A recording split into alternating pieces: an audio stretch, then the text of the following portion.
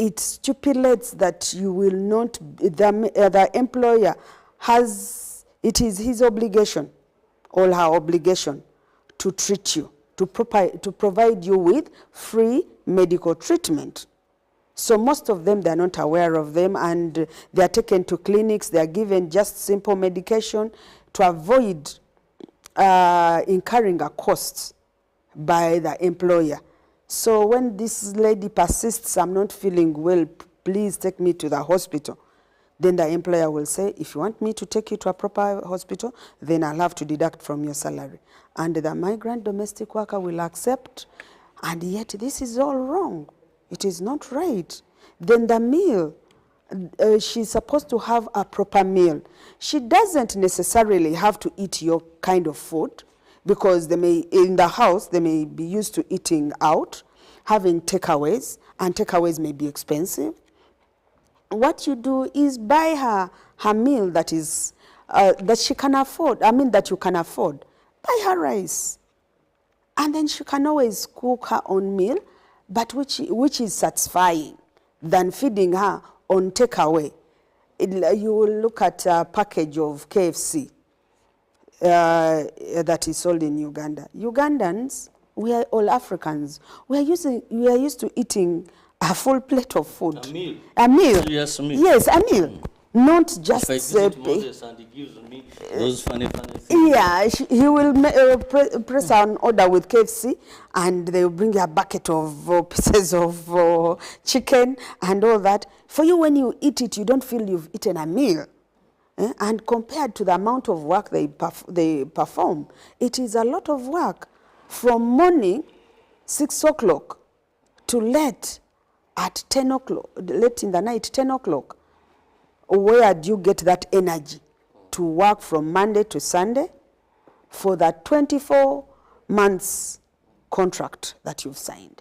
Yes. You just cannot afford that. So you are here eating your kalo, eating your posho. Yes, and for me, what seriously. It's true.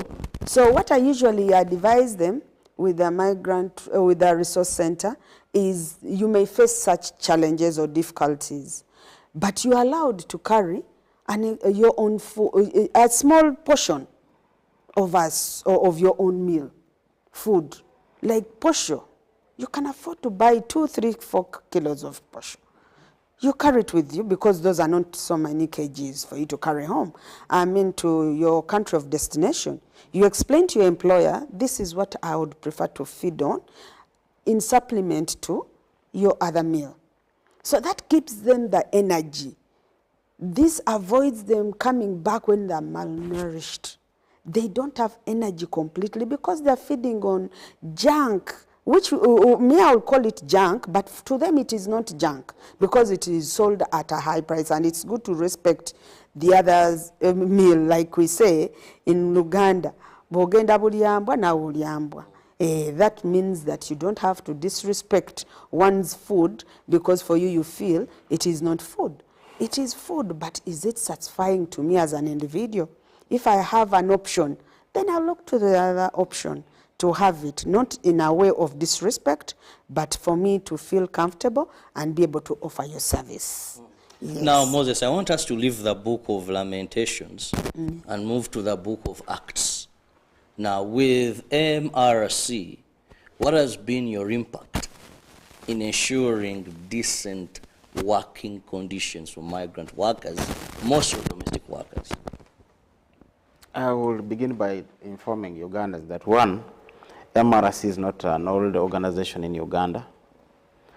MRC started just last year, and we started with phase 1 of arranging the structures, which was finalized in August last year.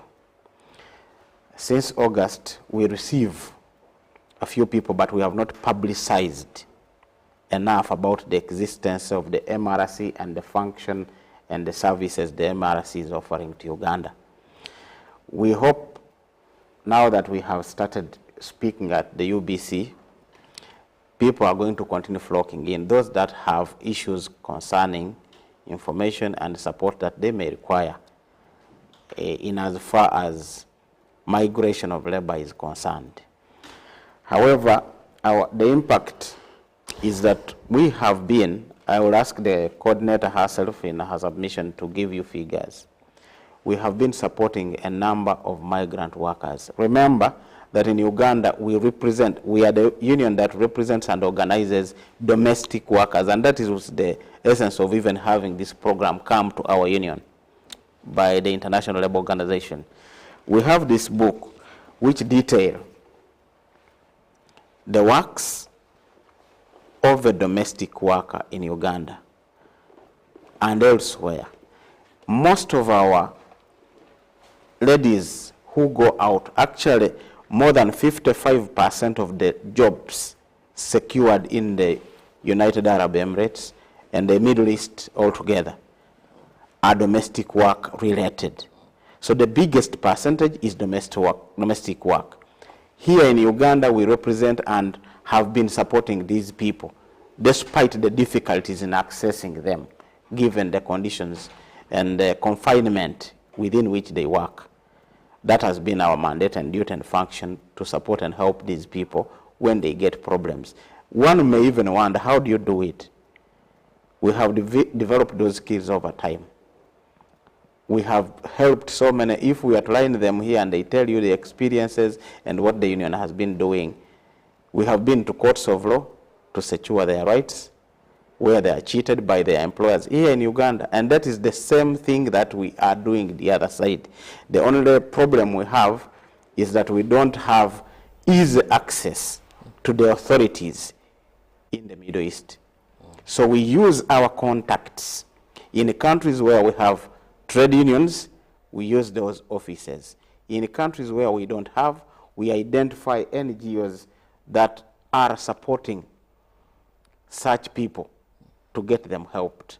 We have coordination offices in some of those countries that we also use to ensure that we help them out. Those that get stuck, some of them have been supported to return home through our organization. But I also want to tell you that we have a number of international standards that we are trying to implement. We, for example, have Convention 97 by ILO, but this convention has not been ratified by Uganda and therefore not domesticated. So it makes it a bit difficult. We also have that Convention 97 is on migration of employment in general. The standards that ILO sets for labor migration. We also have Convention 151, which is basically for migrant workers. What are the rights?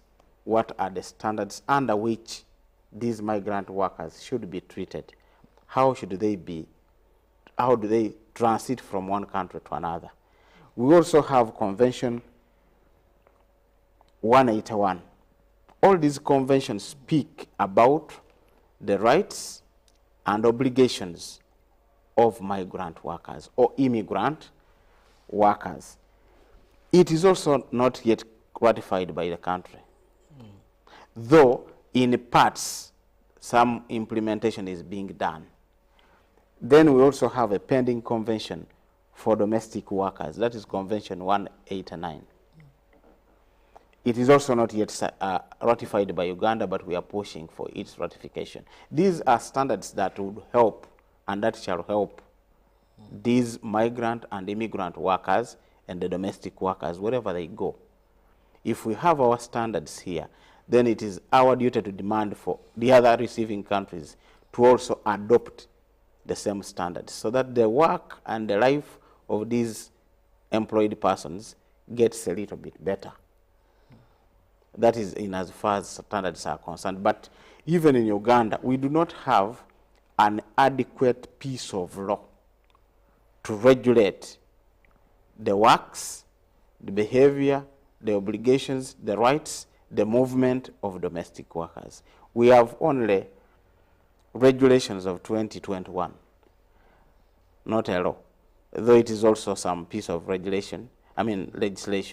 But we needed a substantive and adequate law to look at the works and the rights and the obligations of migrant workers in Uganda and elsewhere they go.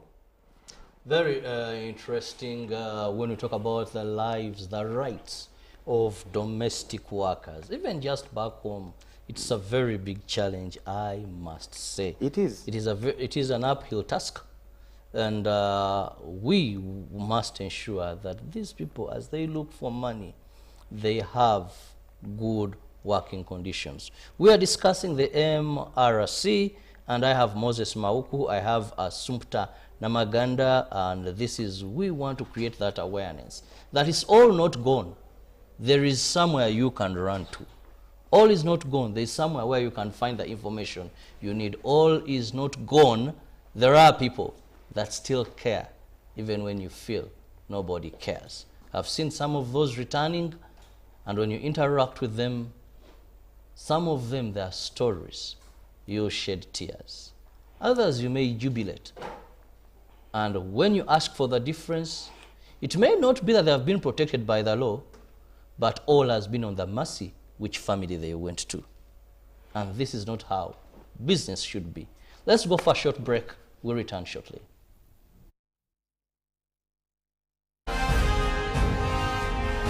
Live from UBC Studios in Kampala, this is Good Morning Uganda.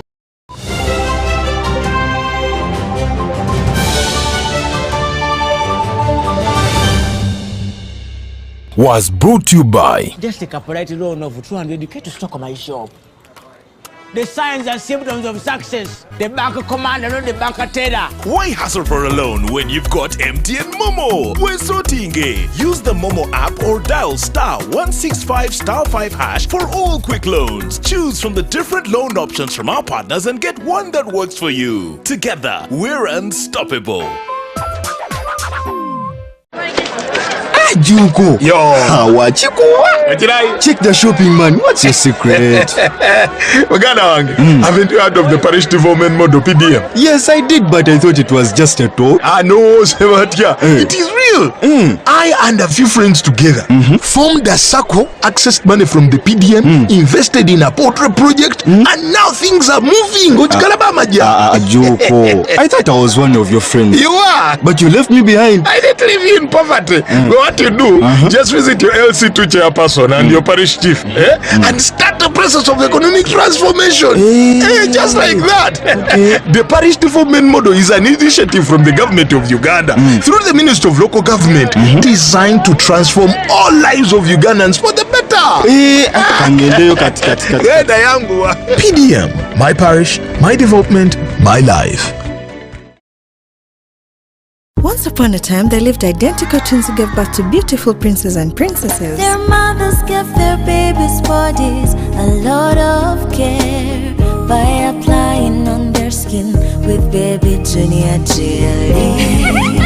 Though dried their chariots and everyone would admire their glowing skin. Fun fact, baby Junior prevents diaper rash, dry and sensitive skin. Moms all over Africa love baby Junior jelly. Baby Junior the skin, no more worries anymore. Baby Junior. Baby Junior. Live from UBC Studios in Kampala, this is Good Morning Uganda.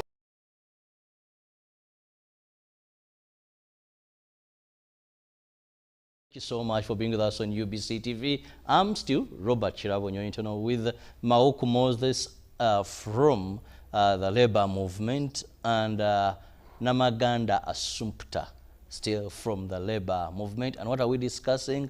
We are looking at the MRC, that is the Migrant Workers Resource Center that was established with help from the International Labour Organization to ensure that actually migrant workers, we have decent migrant workers conditions even when they're away from this country. Now, Assumpta, I now want to come back to you to better understand.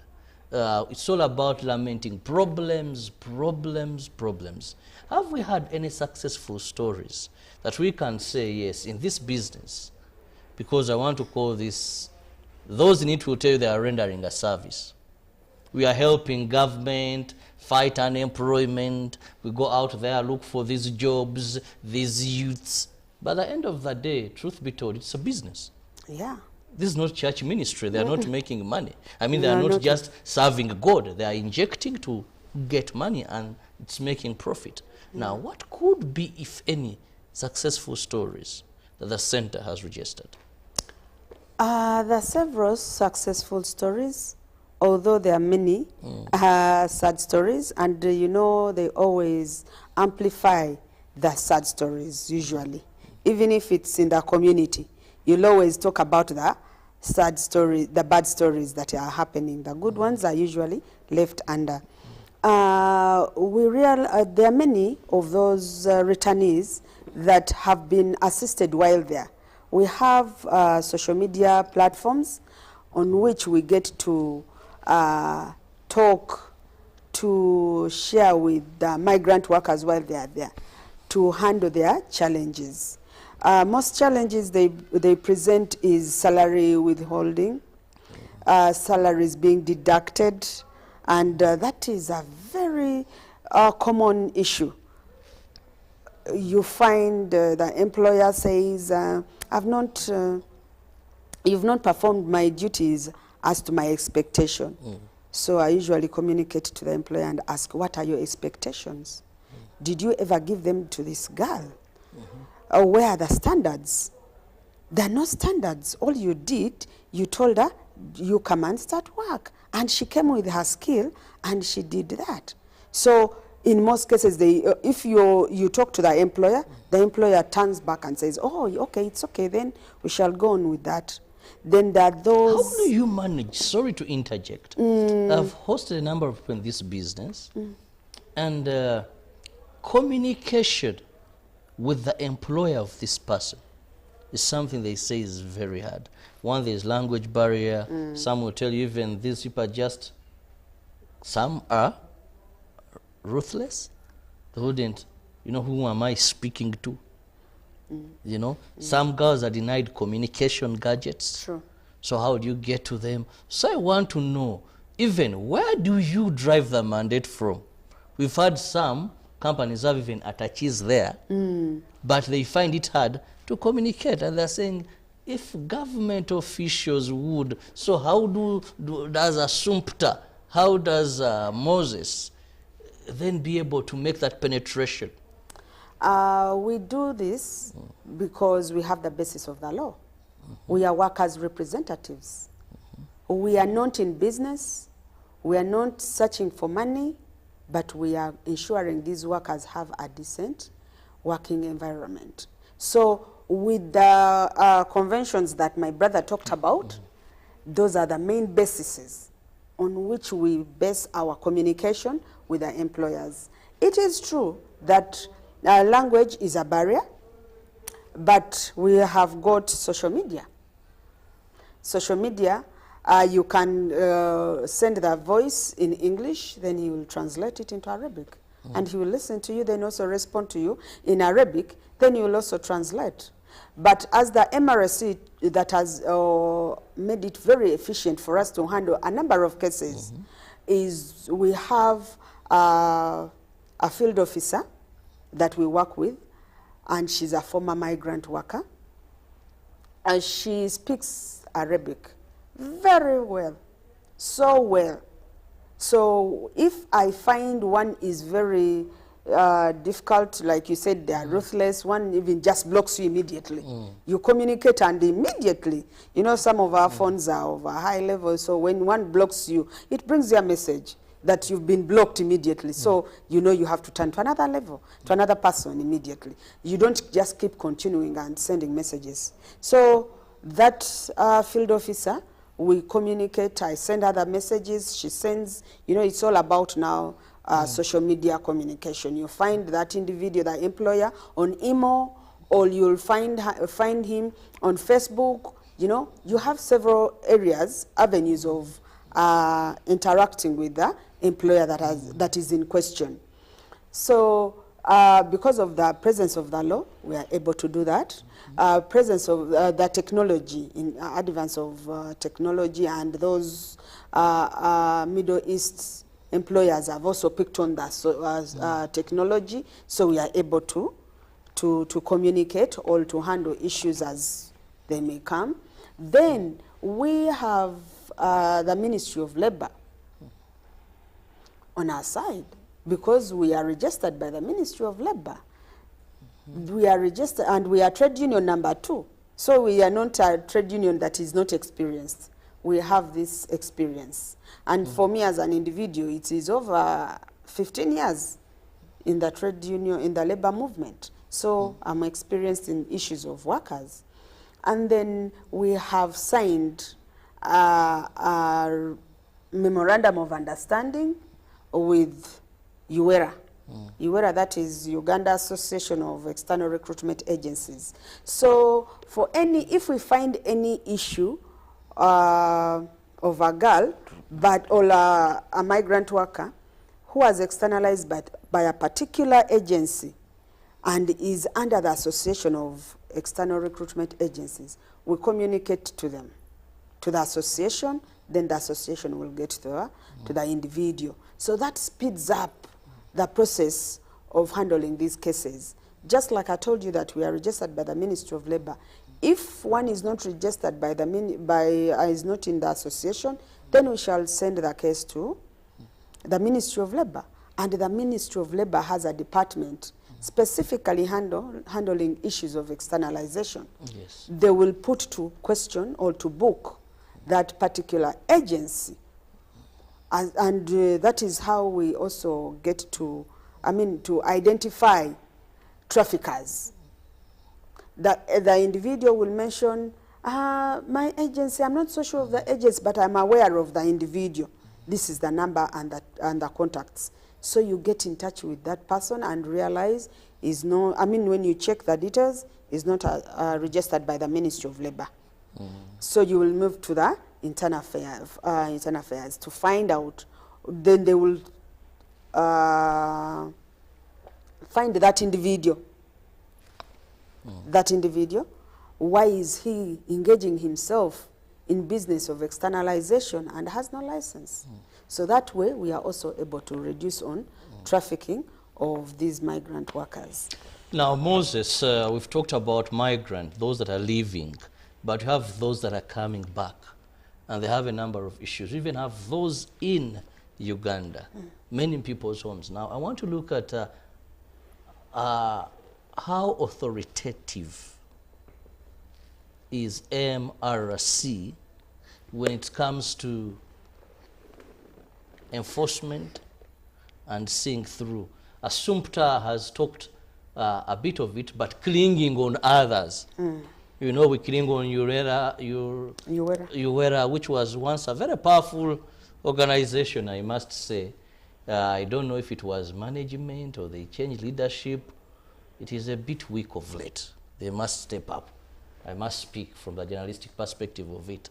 Then you talked of Minister of Gender, Labour and Social Development. There is a commissioner, I think it's Elelu, who is doing a good job. I must say, though very underfunded. Also, that is a problem.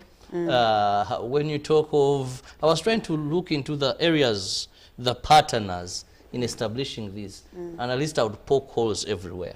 So, Mauku, then what next? I think let me begin from the point of tripartite partnership. Given the fact that this is a business, there are mistakes that are being done or made. Under the tripartite arrangement, and especially in consideration of Convention 144 of the ILO, we are supposed to have this principle of social dialogue that brings workers, organizations, government, and employers' organizations to always consult on matters that affect either or one of the parties. What I find as a mishap is that when government, the ministry responsible for labor, is handling issues of labor migration, most times when it comes to the aspect of signing bilateral agreements, we are not present at such occasions or even negotiating these bilateral agreements. Recently we signed with Qatar. We also just hear. through the social media. When we are a social partner with the Ministry of Labor, and that is a problem, it makes our work a little bit difficult. We begin looking for these people instead of meeting in boardrooms so that we have a beginning point. And if you ask yourself why on all other issues, we are in constant consultation. When it comes to signing of bilateral labor agreements, we just hear about it. And we have raised this with the ministers and other people. We shall continue to pursue the government to come to terms with this because it should begin there. Contact. If we are to support, if we are to offer adequate services to our people, we must know the people that employ them. We must be in good talking relationship with the government and the authorities the other side across, which has some problem like I'm explaining too. Like I said, HTS Union organizes and represents domestic workers in Uganda and immigrant workers in Uganda. In our collective agreements, we have started capturing immigrant workers. Many organizations wanted to hide them. And they do these same atrocities we hear of the other side. Somebody comes here from India and they remove their passports. These employers in Uganda, they remove their passports and they use them as if they are slaves in their properties. So in the recent past, we have started to incorporate and represent them. They also become union members because it is their right according to these international standards. They are not supposed to be discriminated, but they have been discriminated by so many employers here. So we also want to urge the immigrant workers that are in Uganda to feel free to join the unions of their choice because they have that liberty. Unless when they are expatriates who come here to do the jobs that are presumably taken that Ugandans are of low standards, they cannot manage this. But when these expatriates come, they are supposed to train Ugandan workers in a period not more than 5 years, and you leave. We have expatriates that have worked for over 20 years here. They are going nowhere. So we also need some adequate law to monitor this type of, the jobs that would have been done by Ugandans, they are being taken up by the so-called expatriates. We even have expatriates in the lowest ranks in a factory. And we don't have a specific law that regulates how many people in a given factory or industry shall be expatriates and for how long. We need those definite regulations to protect employment in Uganda, because every country is crying for unemployment. And while we are leaving other people to come and enjoy the jobs that Ugandans would have done. I also want to state that we have so many people, as we speak now, over 300,000 Ugandans have gone for labor migration. The numbers of those who have suffered are far less than the numbers of the people that are enjoying. True. But we would not, under decent work environment, we don't need any employee, not even one, to suffer such atrocities in employment. So the MRC, among the other things, has a niche of looking at this returnee. Very many people have returned here without even having been disturbed the other side, and he comes with his or her money, but they don't know what to put the money, which business to utilize this money for. So the MRC is skilling or giving information and skills of how to do businesses, guiding these people on which business is supposed to be done with the money that you have. And also, many of them come back. Some people have gone there when they are married. They leave their husbands here, they go and work, keep sending the money. Upon return, they find another wife in the house. And you are asked to find your level. So how and who deals with these situations? Is it a police case? Is it a court matter? You get? So there are so many issues that the MRC is handling, especially with the people that return here, whether for good or for bad. Some people have sent monies to their own relatives, like a mother, build for me a house. And they even take pictures of other people's houses to send these girls who are suffering the other side. When she returns, there is no house. And the person who has misused her money is the mother. So those are the cases, because they are the similar cases that we handle as a union. So we have the expertise to deal with such cases. And they are the cases that we are even handling as we speak today. There are also people who come here, they don't know what business to do. Most of these young girls are running to open boutique, these selling dresses and boutiques. You ask her that how many times do you buy a dress yourself? If you want a business that gives you money every day, daily for you, you take in 1 year you buy 2 dresses. Why do you then open a boutique? You expect another person to be buying clothes every day, and they sit with that money, and the money disappears, is consumed in rent until they get back to zero. So we give them guidance and advice on which type of business you can do with the money that you have. You must go for a business that gives you money on a daily basis. But there are people sitting in those shops, and you take 6 days, you have never sold one item. So when do you get money to pay rent? The small money you have, you even find other money to add so that you can pay rent. Whatever you sell is for paying rent until the money gets depleted. There are so many such businesses which require people who just open such businesses for resting. After my work, I can come and sit at the shop and converse with the people. Yes. But other people take it for a very serious business because it is beautiful looking. So those are some of the services we are offering beyond. UWERA members are interested in getting you to go to Saudi Arabia. What comes next, we shall see. When you come back sick, you have run mad, who takes care? Some of them come back mad. And they have even broken the contracts, they are not paid. So they come back, they don't have even 1 shilling. Who takes care of such issues? So we are developing the MRC to a level that we shall even handle psychosocial effects of these people, especially when they return.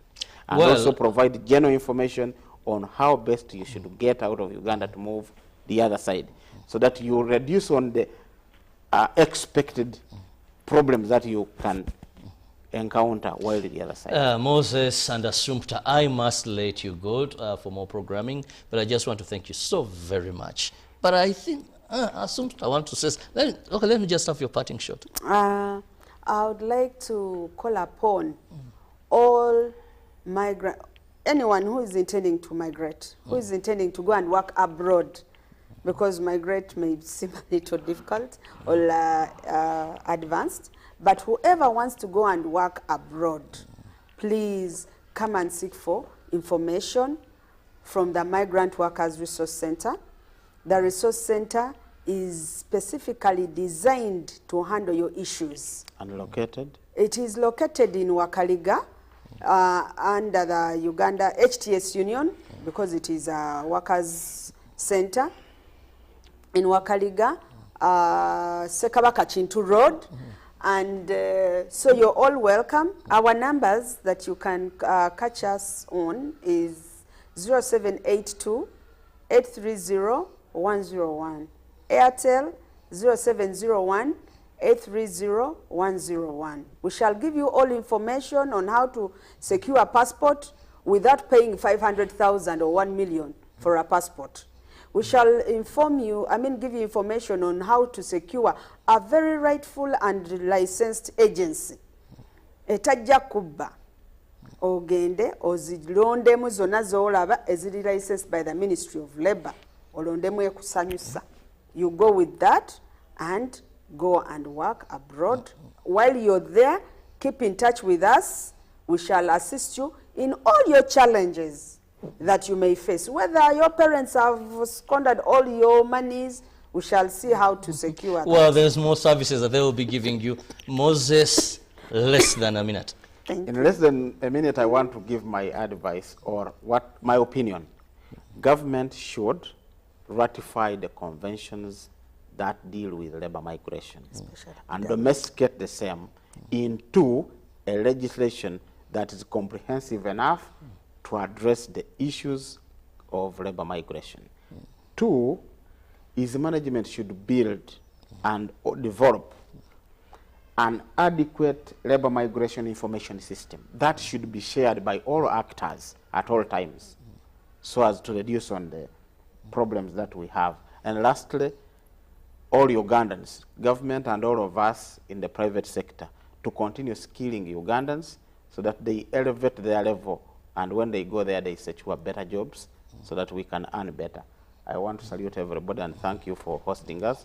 Thank you so much. Well, thank you, Moses Mauku and Assumpta Namaganda from the Migrant Resource Center. Thank you so much, our viewers, for being with us all the way from 6:30. No matter what specific time you joined, we appreciate your time. We appreciate your viewership.